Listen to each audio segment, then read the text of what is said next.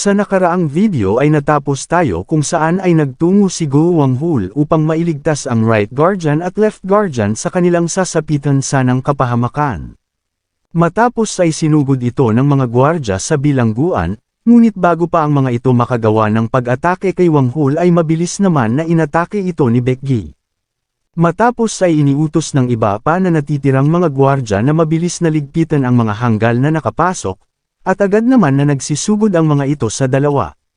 Sabi naman dito ni Baekgi na mukhang hindi naiintindihan ng mga ito ang sitwasyon, agad naman na sumugod dito si Go Wanghul upang masubukan na ang resulta ng kanilang pagsasanay sa loob ng Demonic Academy. Sa loob naman ng Grand Hall ay sinabi ni Yoo-won sa leader ng Buju Sword Clan na tingin nito na mukhang hindi pa din naiintindihan ng hanggal na ito na kung ano para sa mga elder at sa natitirang tatlong main clan ang sitwasyon para tulungan ang ating bida, at ngayon ay ang tangi lamang nitong ikinakabahala ay ang patungkol pa din sa kanyang sarili. Sa isip naman nito na hindi na niya hahayaan pa na mangyari ang gusto nito, dahil sigurado siya na hahayaan pa siya na mabuhay ng Vice Lord upang alamin kung sino ang nasa likod ng lahat ng ito. Kaysa mabuhay pa at ma-torture ay mas maganda kung babaliktarin na lang nito ang kanyang Chief Law upang paslangin ang kanyang sarili. Agad naman na lumapit dito ang Council Elder Yon at napansin na may gagawin ng isang ito na pagbabaliktad ng kanyang Chief Law upang magpakamatay. Kaya naman ay nilapitan ito ng ating bida, sabi nito na alam niya na nais nitong pigilan siya sa kanyang gagawin, ngunit wala na itong magagawa pa. Dagdag pa niya na tingin ba ng Vice Lord na ito na ang katapusan ng lahat, dahil walang kahit na anong lugar ang hindi kayang maabot ng impluensya ng kanilang school. Nang bigla naman itong nagulat sa nais na gawin sa kanya ni Yoo-won, at ang liwanag sa kanyang mga kamay ay mukhang alam na nito ang kanyang gagawin sa kanya, kaya naman ay iginiit nito na ang bagay na gagawin niya ay hindi na siya magagawa pa na mapigilan. Ngunit itinuloy pa din ito ni Yoo-won, kaya naman nang nagpalabas ng electric shock si Yoo-won sa mga kamay nito ay bigla na lang siyang napasigaw sa sakit. Nagulat naman dito ang mga taong nasa loob ng Grand Hall dahil sa biglaang pagsigaw ng leader ng Buju Sword Clan. Matapos ay bigla naman na nawalan ito ng malay dahil sa ginawa sa kanya ng ating bida. Ngunit maya-maya naman ay bigla itong sinampal ni Yoo-won upang magising ito. Sa nangyari naman ay nagulat ito, at napapatanong kung bakit hindi pa siya patay sa oras na ito, kaya naman ay masayang sinasabihan ito ni Yoo-won na tingin ba niya na hindi gagana ang kanyang ginawa. Matapos ay tinanong ito ng ating bida na kung ano ang sinasabi nito patungkol sa kanilang school na sinasabi nito kanina lamang. Matapos ang nangyaring labanan sa loob ng Great Hall sa Demonic Cult, ay ang 4th Council Elder Judge Yung Gayong at 6th Council Elder Mang O ay nagtungo kasama ng kanilang mga puwersa sa manor ng Shadow Sword Clan, sa isip ng mga ito na inaasahan na nila na kahit isa sa kanilang pupuntahan ay hindi na magagawa pa na makatakas dahil sa sinarahan na ng mga ito ang mga labasan at ini-activate ang defense system ng Demonic Cult. Ngunit nang dumating ang mga ito sa manor ng Shadow Sword Clan ay nagulat ang mga ito, dahil sa hindi inaasahan ay ang manor ng Shadow Sword Clan sa silangan ay tinutupok na ng malaking apoy. Makalipas ang 3 araw, ay ibinabalita ng Grand Guardian kay Yoo-won ang patungkol sa nangyari at nagawa na ng mga ito na matanggal ang apoy sa Shadow Sword Clan ngunit wala silang nakitang kahit na isang nakaligtas, at halos sa lahat ng mga katawan na nakita ay nasunog, habang ang iba naman ay pinaniniwalaang nagpakamatay. At dagdag pa ng Grand Guardian na pinaghandaan na ng mga ito ang sitwasyon upang walang makitang mga bakas ng ebidensya. Matapos ay nagtanong si Yoo-won kung ano na ang nangyayari sa nagaganap na imbestigasyon kay Yo Bulwi at sa Sword Clan. Sabi nito na ang Left Guardian ay nagsigaw ng pagtatanong kay Pei-hyun at kay Yo Bulwi magmula pa kahapon, ngunit wala pa din silang nakukuhang kahit na anong impormasyon. Dagdag pa na ang lahat ng mga taga-Sword Clan na may kaugnayan sa Shadow Sword Clan ay natagpuan nilang patay, lahat ng mga kamag-anak ng Sword Clan na nagpakamatay ay inaresto na nila, at ang mga combat group at batalyon na sa ilalim ng kanilang pamumuno na binuwag ay kasalukuyang nasa kanilang pangangalaga. Sabi dito ni Yoo-won na sa mga gwardya ay may natagpuan na 14 at ang mga ito ay taga-Shadow Demon Sword. Sa orihinal na tala ay 5 lamang ang mga ito at kamakailan lamang nadagdag ang 9. Nang bigla naman na sinabi ng Grand Guardian na ang 11th Council Elder Juan ay nais itong makita, kaya naman ay sinabihan niya ito na agad na papasukin. Nang makapasok ito ay agad siyang gumalang sa Vice Lord, at sinabi nito na nais niyang makita ang Vice Lord dahil sa may nais itong ibalita sa kanya. Masaya naman dito si Yuhun dahil sa nakabalik ito ng ligtas. Matapos ay tinanong ito ni Yuhun na kung may nalaman ba ito, sabi ng Council Elder Juan na noong nakalipas na 3 araw sa pagpaproseso ng pangungulekta nila ng katawan ng mga Shadow Sword Squad matapos ng laban, ay napag-alaman nila na 4 na mga katawan sa mga ito ay nawawala kasama na din ang leader ng squad na si Jugayem. Bilang hakbang ay agad na nagpadala ang mga ito ng tracking team patungo sa Fujian Province at Jiangxi Province gamit ang Invincible Clans Information Network. At ngayon ay dumating na ang kanilang mensahe na mula sa northern part ng Fujian Province. Nagtanong naman dito si Yuhun kung ano ang kanilang mga nalaman. Sabi nito na natagpuan na ng mga ito ang kanilang mga bakas at nanghihingi ng kanilang tulong mula sa Wuhan region, ngunit ang mga ito ay biglang nawala habang minamanmanan nila ang mga ito. Sabi ni Yuhun na malaking tulong ang nakuha nilang impormasyon, agad naman itong tumingin sa mapa, at napasabi na mukhang dumaan ang mga ito sa Zhejiang Province. Sinang-ayunan din ito ng Council Elder Juan at sinabi na parehas din ito ang kanyang naiisip. Napapaisip naman si Yuhun at napapatanong kung tama ba ang hula nito, dahil sa naganap na malaking salo-salo kasama ang Murem Alliance, ay sabi ng mga ito na ang kanilang gwardya ay nakatalaga sa pagsusuri ng mga bote ng alak, at kung ganun nga ay mukhang tama ito patungkol sa Sword Clan. Napasabi na lang ito na gaya ng kanyang inaasahan, na may malaking posibilidad na ang mga ito ay maaring may kaugnayan sa Six Blade Martial School. Matapos ay nagtanong si Yuhun sa Grand Guardian na base sa kanyang nasabi sa kanya na ang Shadow Sword Clan ay na-recruit lamang mula sa labas ng Heavenly Demonic Cult 60 taon na ang nakalilipas. Sumagot naman ito at sinabi na tama siya, ayon sa mga naitala na sila ay tinalo ng kanilang Great Lord Xian Inji noong kapanahunan nito sa pananakop sa Hilaga. Napapatanong naman dito si Yuhun dahil hindi nito maintindihan na kung bakit kailangan pa ng mga ito na maghintay ng ganoon katagal, dahil halos 6 na buwan pa lamang matapos na ilantad ng Six Blade Martial School ang kanilang pagkakakilanlan sa Murem, at ang ganoong kalaking agwat ay napakalaki upang magkaroon ng mga ito ng koneksyon sa isa't isa. Nang bigla naman na naalala ni Yuhun ang sinabi sa kanya ng leader ng Buju Sword Clan, na kung akala ba nito na dito na ito magtatapos, dahil walang kahit na anong lugar kung saan ang kapangyarihan ng kanilang school ay hindi kayang maabot, at ang school na tinutukoy nito ay mukhang ang Shadow Sword Clan. Nang bigla naman ito na natigilan, kaya naman ay sa pagtataka ng Grand Guardian ay napatanong ito na kung anong nangyayari sa kanya, ngumiti naman ito at inutusan ang Grand Guardian na may nais itong ipatawag sa kanya, dahil sa tingin ng ating bida ay nais nito na makausap ang Demonic Doctor. Kung umabot ka na sa parte ng video na ito ay maari lamang na i-click ang like at super thanks sa baba bilang pagsuporta. Maraming salamat.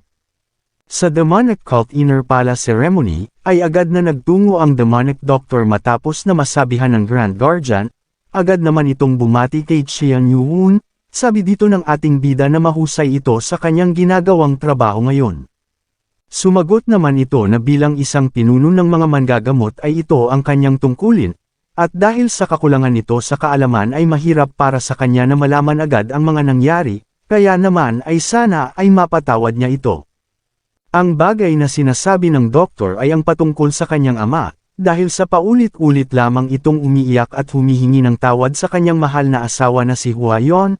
Sa isip naman ni Yuhun na nais nito sanang malaman ang buong katotohanan at sa tunay nitong nararamdaman ngunit hindi nito magawa dahil sa kalagayan nito ngayon.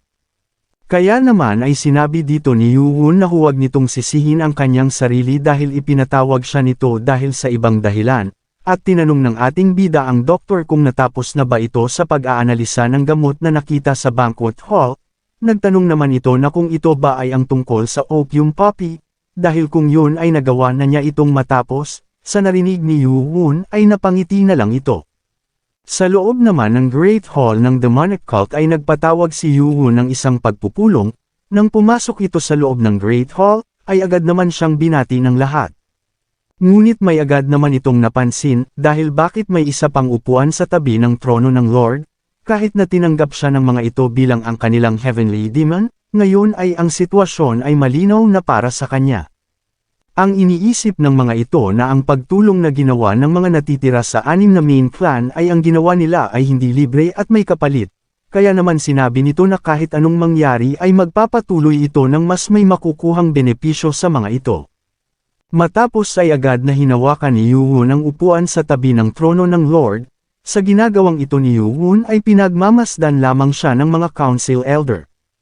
Matapos ay agad na umupo dito si Yuhun, sa ginawang ito ng ating bida ay napatayo ang third council elder at sinasabi na ang upuan nito ay ang nasa kabila at hindi ang trono ng Lord, ngunit bigla naman itong nawasak, kaya naman pilyong sinabi dito ni Yuhun na sa tingin niya ay wala naman ng upuan ang nasa tabi nito.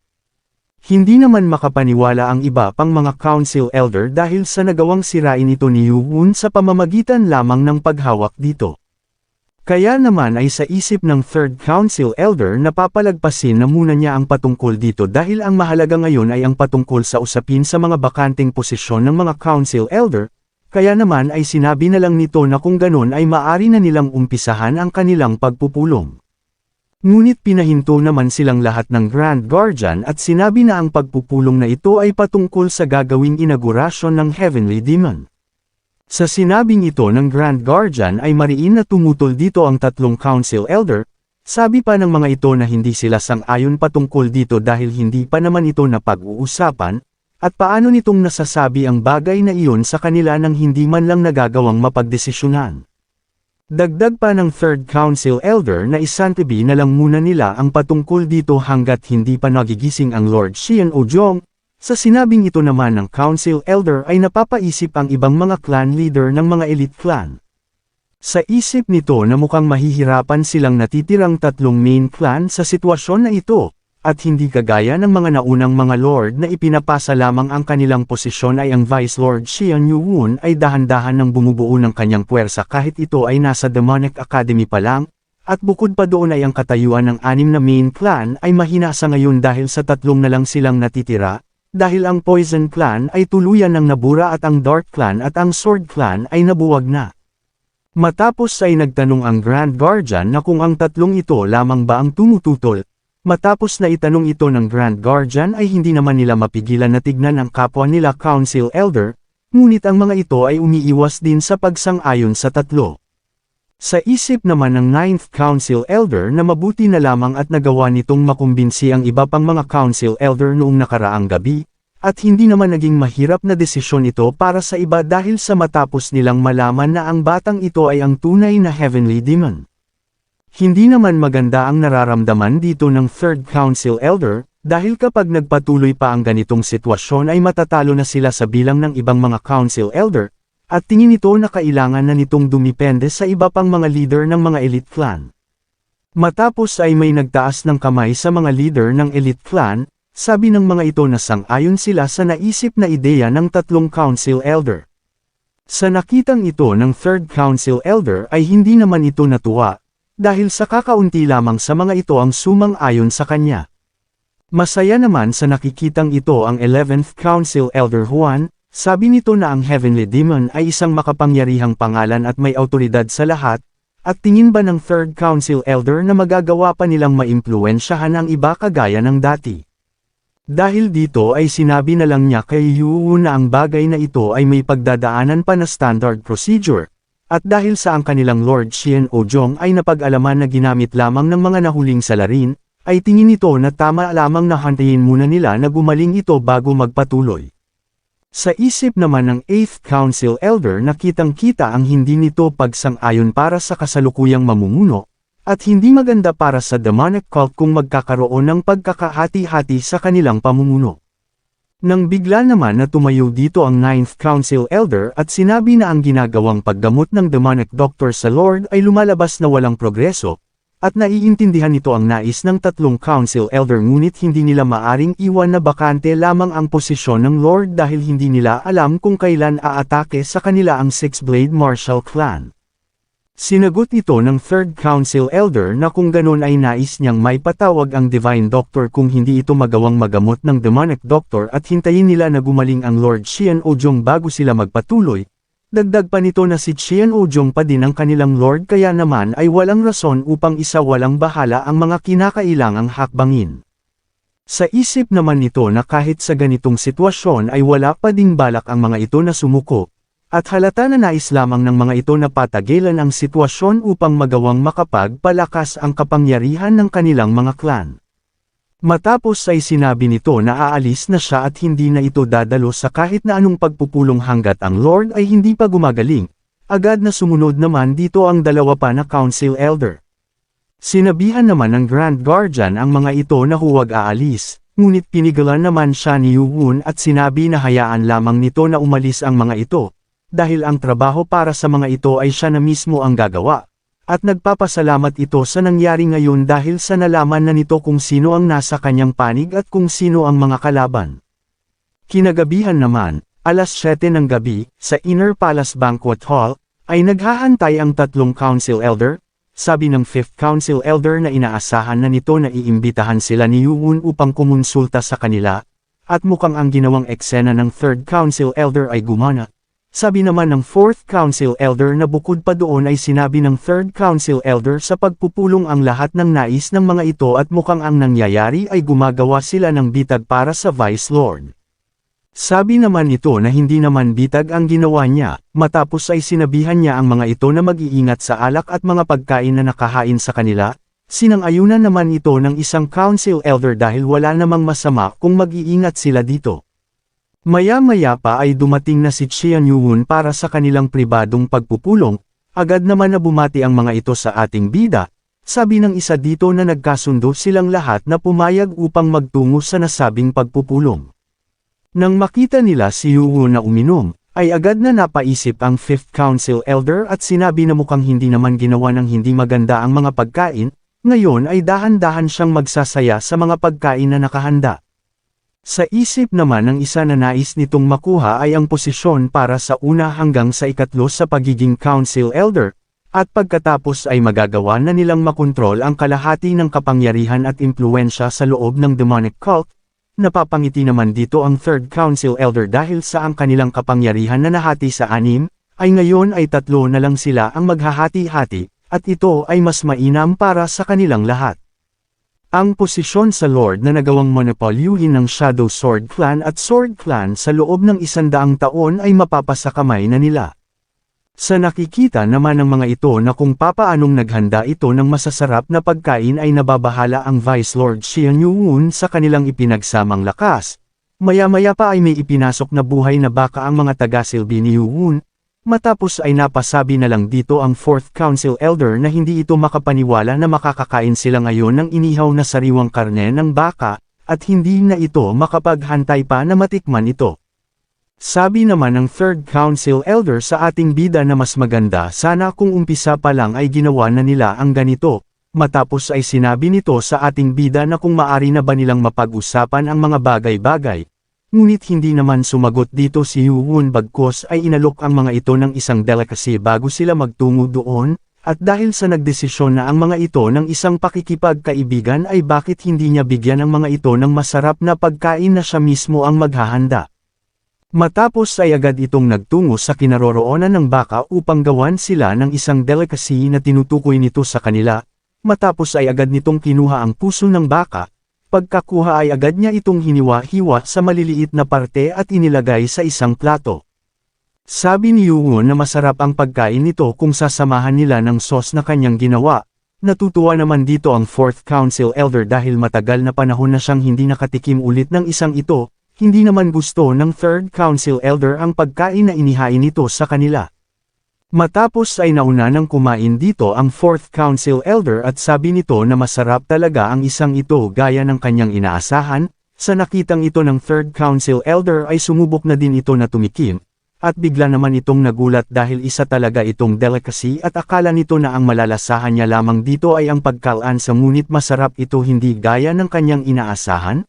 Ngunit hindi naman nagustuhan ng 5th Council Elder ang lasa nito. Matapos makita ni Yuwon na makakain na ang mga ito ay sinabi niya na dahil sa natikman na ng mga ito ang kanyang delicacy ay pag-usapan na nila ang kanilang kasunduan, na masaya namang sinang-ayunan ng 3rd Council Elder. Masayang-masaya naman ang mga ito at nagpadala ang mga ito ng sound telepathy sa 3rd Council Elder at sinabi na hindi nila alam kung gaano ito kabukas para ibigay sa kanila ang ninanais ng mga ito. ngunit kailangan nitong makakuha ng higit pa sa makukuha sa kanila ng Vice Lord hanggat maari. Sabi naman dito ni Yuhun na bago ang lahat ay nais muna nitong banggitin sa kanila ang kanyang mga gusto. Nagtaka naman dito ang Council Elder at napapatanong kung bakit ito agad nagsasabi ng kanyang mga gusto ng biglaan. Sinagot naman ito ni Yuhun na magiging matagumpay lamang ang kasunduan kapag naibigay ng dalawang panig ang kagustuhan ng bawat isa, at tingin niya ay hindi naman mali ito, kaya naman ay agad na din na sumang-ayon dito ang Third Council Elder. Sabi ni Yuhun na ang una ay nais nitong buwagin ang sistema na mayroon sa 6 na main clan na kanilang pinapanatili magmula pa sa nakaraan. Magsasalita sana ang Third Council Elder, ngunit sinabihan naman siya ng ating bida na hindi pa ito tapos sa kanyang pagsasalita, kaya naman ay sinabi nito na maari nang magpatuloy ang Heavenly Demon. Kaya naman sinabi ni Yuhun na ang pangalawa ay gusto nitong baguhin ang ranking system sa posisyon ng mga Council Elder sa pamamagitan ng traditional martial prowess, at hindi sa sistema na base sa martial glory achievements. Bigla namang nagalit nito ang 5th Council Elder at tinatanong kung tama ba ang naririnig nito na sinabi ng Heavenly Demon. Ang pangatlo naman na gusto nito ay ang lahat ng clan ng kanilang demonic cult ay hindi na maaring magkaroon ng higit pa sa isang armed group, at ang kahit na anong armed group na mayroon sila na higit sa isa ay kukuhanin at babaguhin sa ibang grupo na nasa ilalim ng pamamahala ng demonic cult. Sa narinig na ito ng Third Council Elder ay agad nitong sinira ang lamesa upang pagpapakita ng hindi nito pagsang-ayon. Matapos ay agad na tinutukan ito sa leeg ng espada ng Grand Guardian, ngunit mariin itong sinabi na ano ang gustong mangyari ni Yuhun sa mga sinasabi nitong kondisyon sa kanila. Sabi naman dito ni Yuhun na binabanggit lamang nito ang kanyang mga kagustuhan para sa kanilang isinasagawang friendly discussion. Ninas naman dito ang Third Council Elder dahil sa papaanong naging friendly discussion ito, dahil ang nais nitong mangyari ngayon ay walang pinagkaiba sa paghaamon sa kanila sa isang digmaan. Sabi naman dito ni Yuhun na upang hindi na lumaki ang sitwasyon sa pagitan nila ay gaya nga ng hiniling nito sa ating bida ay ginanap nila ang salo-salo sa isang bukas na lugar, at pinaalis ang lahat ng mga gwardya at tanging ang Grand Guardian lamang ang isinama nito at ibang mga taga-silbi. Galit naman dito ang 5th Council Elder, dahil ang kondisyon na ibinibigay nito sa kanila ay sinasabi nito sa kanila na natitira sa 6 na main clan na aalisin na ang mga kapangyarihan ng mga ito sa demonic cult. Pinaalalahanan naman si Yuhun ng Third Council Elder na sa kasalukuyan ay alam ba nito na ang puwersa nilang tatlo ay nakaabang lamang sa labas ng Inner Castle. Sinabihan naman ito ni Yuhun na tama ito dahil isa ito sa kanilang kondisyon bago sila mag-umpisa sa kanilang pag-uusap, dagdag pa nito na ang kanilang bilang ay 20% ng kabuoang lakas ng demonic cult, at tingin ba niya na magagawa nitong dumipensa sa pagitan ng Six-Blade Martial School, Muram Alliance at sa Forces of Evil kung sakali na mawawala ang mga ito. Sinabihan naman ito ng Grand Guardian na anong lakas ng loob nito upang pagbantaan ang Heavenly Demon. Napahinga na lang ng malalim dito si Yuhun, sabi nito na gaya ng kanyang inaasahan na mahihirapan siyang kausapin ang mga ito sa maayos na paraan, kaya naman ay agad nitong inutusan ang 3 Council Elder na lumuhad sa harapan niya. Nagulat naman ang tatlo dahil sa bigla na lang na sumunod ang kanilang mga katawan at napaluhod. Sa isip naman ng mga ito, na nakakaramdam sila ng matinding sakit sa kanilang mga puso, pati na din sa kanilang dantian ay ramdam ito at hindi nila maigalaw ang kanilang inner chi, kaya naman ay napapatanong na ang mga ito na kung anong nangyayari sa kanila ngayon. Sa isip naman ng Third Council Elder na biglang nawala ang sakit na nararamdaman nila matapos silang mapaluhod kaya naman ay tinanong nito si Yuhun kung anong ginawa nito sa kanila. Sumagot naman si Yuhun na ito ay dahil sa poison worm, ito ay tamang-tama para sa mga taong kagaya nila na ang utak ay punong-puno ng mga nabubulok na bagay. Nagulat naman ang mga ito sa sinabi ng ating bida. Dagdag pa ni Yuhun na pinakain niya ang baka ng poison worm sa umpisa pa lang at gumawa ito ng kanyang pugad sa puso ng baka, nang bigla naman na nakaramdam ng matinding sakit ang 4th Council Elder. Sa nakitang ito ng 5th Council Elder ay bigla naman itong nag-alala. Sabi ni Yuhun na mukhang sinusubukan ng Council Elder na igalaw nito ang kanyang inner chi matapos na mawala ang sakit. At tingin ba nito na maari niyang matakasan ng ganun lamang ito kadali? Ang poison worm na ito ay gawa mismo ng Heavenly Demonic Founder at tanging ang Heavenly Demon lamang ang may kakayahan na kontrolin ito. Kaya naman kapag ang mga ito ay hindi sumunod sa kanyang mga kagustuhan o magsagawa ng mga pagbabante sa kanya ay magdudusa ang mga ito sa isang masakit na kamatayan. Sa nangyayari ay naiinis naman dito ang Third Council Elder dahil sa ang Heavenly Demon ay nautakan sila. Nang bigla namang sinabi ni Yuwon na muntik na nitong makalimutan ang ikaapat nitong kagustuhan, hindi naman makapaniwala dito ang Third Council Elder dahil sa hindi pa tapos si Yuwon sa mga nais pa nitong mangyari. Sabi ni Yuwon na bilang kapalit sa pagtanggap ni Yuwon sa mga ito bilang kanyang tagasunod ay nais niya na makatanggap ng mga alay mula sa mga ito, at para sa kanilang pagkakaibigan ay nais nitong matanggap mula sa asawa ng Lord sa tatlong main clan, ay ang kanang kamay ng bawat isa sa mga ito. Matapos nito sa opisina ng Lord, ay sa isip ni Yuwon na akala niya ay magpapakita ng respeto at pride para sa kanilang mga sarili bilang mga council elders ang mga ito. Ngunit sa huli ang mga hanggal na iyon ay pinapahalagahan pa din ang kanilang buhay kaysa sa ano paman. Dagdag pa nito na si Lady Ma na mula sa Spring Clan ay patay na at tanging si Council Elder John na lang ang hindi pa namamantsahan ng dugo mula sa kanyang kamag-anak. Nais niya na magawa ng paraan ang mga ito dahil sa kasalukuyang lakas ng kanilang demonic cult ay mas nakabubuti kung kokontrolan na muna niya ang mga ito gamit ang poison worm at buwagin ang kapangyarihan ng tatlong main clan. Bigla naman itong napatanong kung ang kanyang mga ninuno ay nagawa na din ba na mabahala sa mga naglalakas ang mga clan dati pa man, ngayon na hindi pa nito makakaya na kalabanan ang mga puwersa ng mga ito dahil sa mawawalan ang demonic cult ng malaking bilang ng puwersa ay isa lamang ang tanging sagot, kailangan nitong palakasin ang kanyang demonic cult upang kaharipan ang mga ito sa hinaharap. Sabi nito na maghahanap siya ng mga bagong martial master at pagkatapos ay liligpitin niya ang mga ito, at hindi din ito magtatagal. Maya-maya naman ay tinawag na siya ng Grand Guardian at sinabi na dumating na ang oras at kailangan na nitong suotin ang kanyang ceremonial dress. Sa Heavenly Demonic Cult Inner Castle, Grand Outer Palace, ay marami na ang nagtitipon upang saksihan ang magaganap na seremonya sa bagong Heavenly Demon at Lord ng Demonic Cult. Kitang-kita ang higpit ng ginagawang seguridad sa paligid upang mapigilan ang mga tao na nais na makalapit sa bagong Heavenly Demon, hindi din nagtagal ay pinatunog na ang tambol senyales na mag-uumpisa na ang seremonya. Sabi ni Wang Hul na hindi nito sukat akalain na ang kanilang pinuno ay nakaakyat na sa posisyon bilang isang lord at masaya siya sa oras na ito. Sumang-ayon naman dito si Becky at sinabi na parang kailan lang ay nababahala lang sila sa pakikipaglaban nito para sa posisyon ng pagiging Vice Lord sa mga kandidato ng 6 na main clan sa loob ng Demonic Academy, ngunit sabi naman dito ng isa na naawa ito sa nararamdaman ni Heobong, dahil kumpara sa iba ay ito ang taong gustong-gusto na makita ang magaganap na seremonya ng malapitan. Sobra itong naatat dahil sa ang kanilang pinuno ay magiging lord ngunit bigla itong nagdalamhati dahil sa magagawa lamang nito na mapanood ang koronasyon sa malayong parte ng altar. Sabi naman dito ni Becky na wala na silang magagawa sa bagay na iyon dahil tanging ang mga tao lamang na brigade leader pataas ang maaring makalapit sa podium. Sabi naman ni Wang Hul na nakakapanghinayang talaga dahil isa ito sa labis na natutuwa at hindi mapigilan ang magkwento patungkol sa seremonya.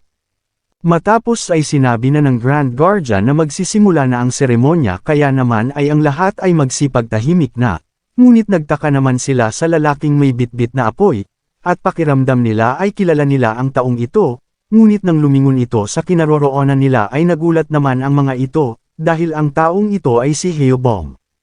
Matapos nito ay nag-umpisa na ang magaganap na seremonya, lumabas na dito ang Grand Guardian na bitbit ang Heavenly Demonic Order Medallion. Matapos ay sinabi ng Grand Guardian na ang lahat ng tagasunod ng Heavenly Demonic Cult na nandito ay magpakita ng kanilang pagrespeto sa Heavenly Demonic Order. Matapos nito ay sinabi ng Grand Guardian na mula ngayon ay ang inaugurasyon para sa seremonya ng Lord ay mag-uumpisa na, at nagsigawan naman sa tuwa ang mga tao na dumalo sa sinabing ito ng Grand Guardian. Maya-maya pa ay nag-umpisa nang lumabas si Yuwon kasama ang Right Guardian at Left Guardian patungo sa seremonya. Nang makita ito ng kanyang mga espada at tagasunod, ay agad-agad naman nila itong binati. Nagpadala naman dito si Moonju ng sound telepathy kay Yuwon upang personal itong batiin, Sa nangyari ay napangiti naman ang ating bida sa ginawa na ito ni Moonju. Sa kabilang banda naman ay masayang-masaya na sinasabi ng right guardian gamit ang sound telepathy sa left guardian na ang Lord Xian Yuwun ay kanyang naging disciple. Naiinis naman itong sinagot ng may halong pagseselos na kung hanggang kailan ba niya uulit-ulitin ito sa kanya. Matapos ay nagtungo na ang mga ito sa harapan kasama na ang mga council elder na kasunod nila sa kanilang likuran. Habang sa paglalakad ay sinabi ni Yuwun na ngayon ay nag-iba na ang kanyang katayuan, na may kakayahan na maisaayos ang mga hindi magagandang ginawa sa kanila ng mga hanggal na 6 na main clan, at upang mapahinto ang trahedya na iyon na muli pa na maulit, ay babaguhin ito ang kanilang heavenly demonic cult.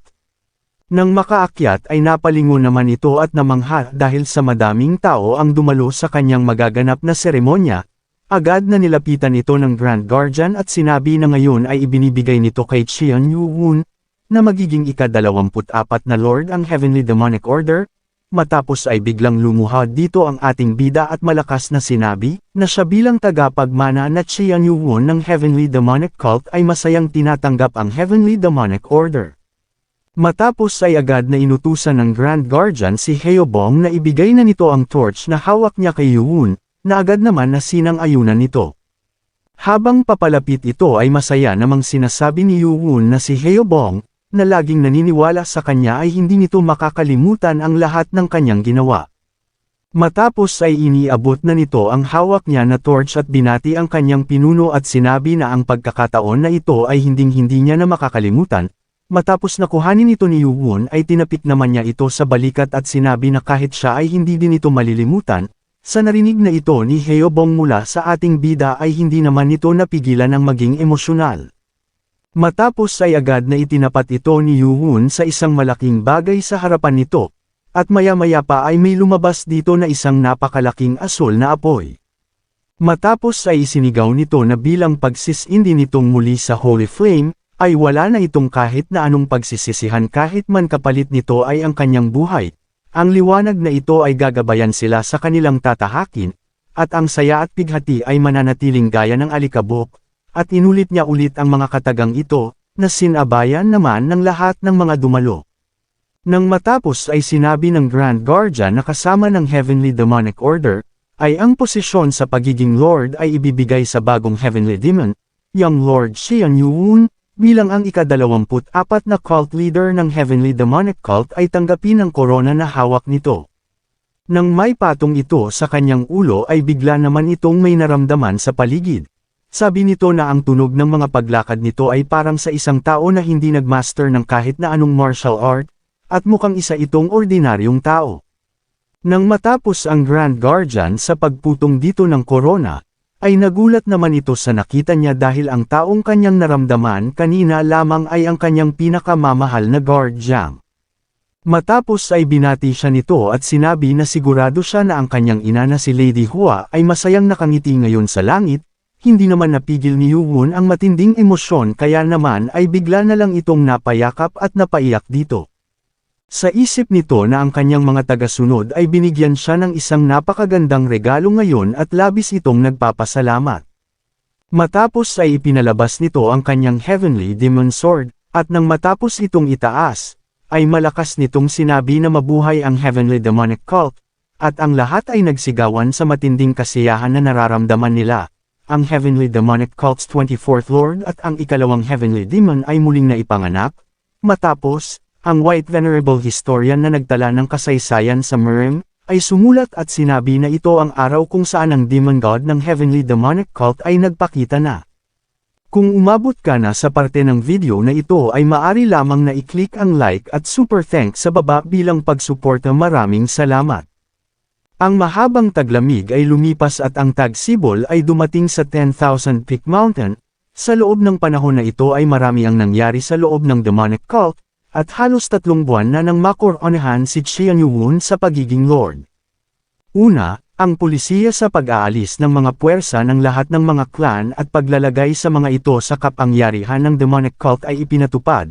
Kahit na ang ibang mga clan leader ay hindi sumang-ayon dito, ang polisiya ay sinuportahan ng karamihan dahil sa gagawin nitong pantay-pantay ang lahat ng mga clan. Sabi nito na ang malalakas ay kayang mapagtagumpayan ang kahit na ano, kaya naman ay ito ang dahilan kung bakit nila bibigyan ng unang prioridad ang mga malalakas. Inanunsyo ni Qian Yuwon na hahatiin nito ang puwersa ng mga clan sa pagiging batalyon at grupo, at ibibigay ito sa mga mandirigma at mga clan leader upang pamunuan base sa kanilang mga lakas. Ito ay magbibigay ng oportunidad para sa mga maliliit na clan at medium clan na palakasin ang kanilang mga sarili. Inudyukan naman nito ang pinakamalakas na clan na huwag hihinto sa pag-ensayo upang hindi sila maabutan ng iba pang clan sa baba nila, at hindi ito limitado sa mga clan lamang. Matapos ang 2 buwan matapos ang naganap na koronasyon sa Lord Qian Yuwon, ay isang malakihang kompetisyon ang ginanap upang pumili ng mga bagong council elder. Hindi lamang ito kompetisyon upang maghanap ng bagong council elder ngunit upang malaman ang magiging ranggo ng mga ito. Ang minimum level upang makasali ay ang pagiging true master. Ang dating tuntunin patungkol dito sa nakaraan ay tanging ang mga grandmaster lamang ang maaring makasali, ngunit, sa umpisa ng kompetisyon, ay walang mga grandmaster ang nagpakita kaya naman ay binabaan nila ng kaunti ang kinakailangan upang makasali.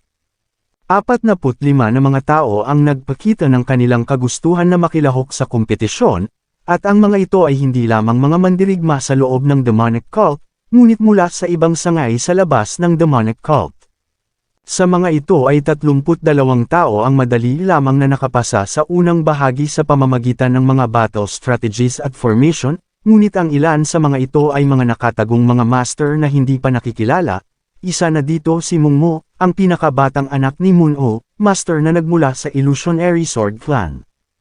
Ang lahat ay nagulat sa pagpapakita ng isang mandirigma na nasa level ng isang Great Master sa isang clan. Si Moon-mo ay isa sa mga pinakatalentadong tao na nagpakita ng husay nito sa panahon niya sa Demonic Academy, at mukhang nakalagpas ito sa sitwasyon ng buhay at kamatayan at nakamit ang level ng pagkakaunawa matapos ng madaming labanan na kinabilangan nito sa loob ng 5 taon nito sa pakikipaglaban sa Western Front sa Guizhou Province, na kung saan madalas na may nangyayaring labanan. Ang ikalawa ay ang Dan Hua, isang leader na mula sa sangay ng demonic cult sa Hilagang Silangan. Ayon sa balita na nagmula ito sa Bong Country, ngunit nagtungo sa Hunan Province dahil sa pagkakahumaling nito sa mga labanan, ngunit nawalan ito ng interes dahil sa kumalma na ang sitwasyon doon dahil sa naganap na pakikipag-alyansa ng demonic cult sa Wulan faction. Ayon din sa balita na dahil sa kamakailang insidente ng pagpapakita ng Six-Blade Martial School ay muli itong ginanahan na bumalik sa demonic cult, at bilang sa ikatlo at ang panghuli ay may inirekomenda ang Grand Guardian. Sabi nito kay Yuwon na bigyan nito ng posisyon si Soding, na kamakailan ay nakatalaga sa internal affair ng demonic cult at nagawang maipatapon sa Henamdu sa loob ng 15 taon. Nagtataka naman dito si Yuwon sa tagal nitong pagkakapatapon at sino ang tao na ito. Sumagot naman dito ang Grand Guardian na halos lahat ng council elder ay kilala ang taong ito. Ang kanyang clan ay orihinal na responsable sa pagtatala ng mga kasaysayan ng demonic cult at nagpapanatili nito. Sa kabila nito, ang Wise Clan ay nagpatuloy sa pagsasagawa ng mga pekeng mga tala.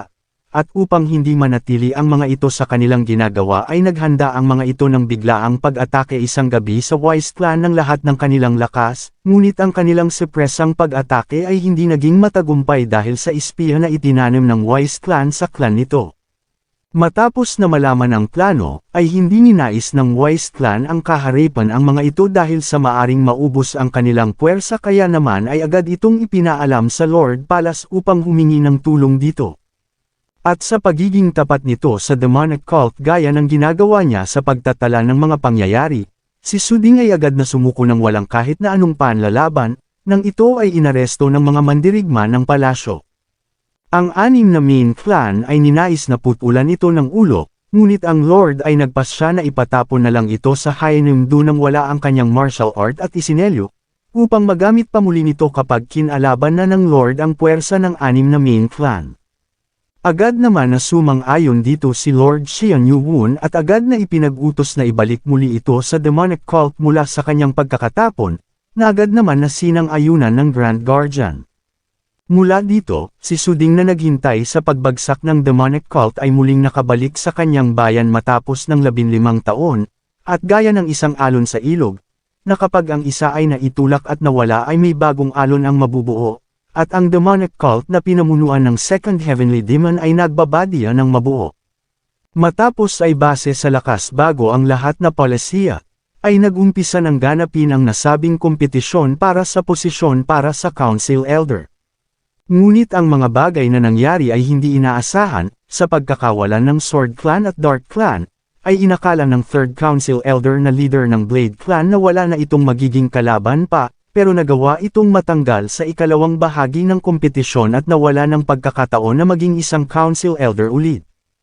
At sa posisyon sa pagiging First Council Elder, ay ito ay si Suding, na nagawang matalo si Council Elder yon na talentado sa paggamit ng 24 Demon Sword Technique. Matapos ng pagpapatuloy nito sa kanyang pagkukultivate sa loob ng 15 taon sa kanyang pagkakatapon, ang kanyang martial art ay nagawang maabot ang level ng isang true Grandmaster.